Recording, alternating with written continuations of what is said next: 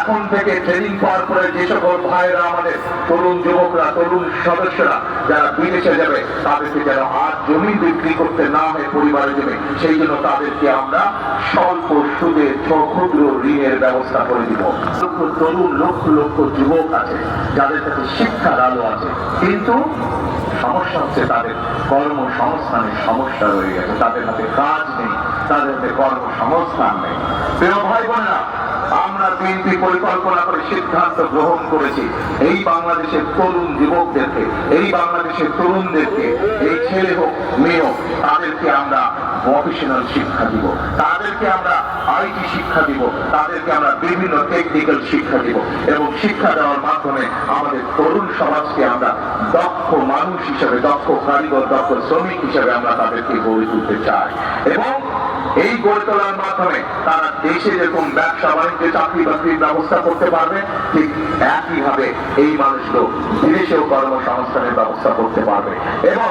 আমরা জানি এখানেও বহু মানুষ আছেন যাদের আত্মীয় স্বজন, বন্ধু বান্ধব, ভাইরা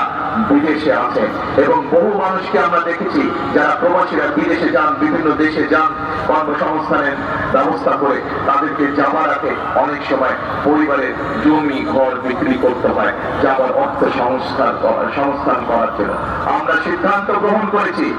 এখন থেকে ট্রেনিং পাওয়ার পরে যে সকল ভাইরা আমাদের তরুণ যুবকরা, তরুণ সদস্যরা যারা বিদেশে যাবে, তাদেরকে যেন আর জমি বিক্রি করতে না হয় পরিবারের জমি, সেই জন্য তাদেরকে আমরা স্বল্প সুদে ক্ষুদ্র ঋণের ব্যবস্থা করে দিব, যাতে করে সেই ঋণের টাকা ব্যবহার করে তারা বিদেশে যায় এবং পরবর্তীতে ধীরে ধীরে তার যে ইনকাম, সেই ইনকাম থেকে তারা ঋণের টাকা পরিশোধ করবে ইনশাআল্লাহ। দেশের মানুষকে চিকিৎসা ব্যবস্থা পৌঁছে দিতে চাই তাদের ঘরে ঘরে, বিশেষ করে গ্রামগঞ্জ শহর সকল জায়গায় আমরা সিদ্ধান্ত গ্রহণ করেছি সমগ্র বাংলাদেশে আমরা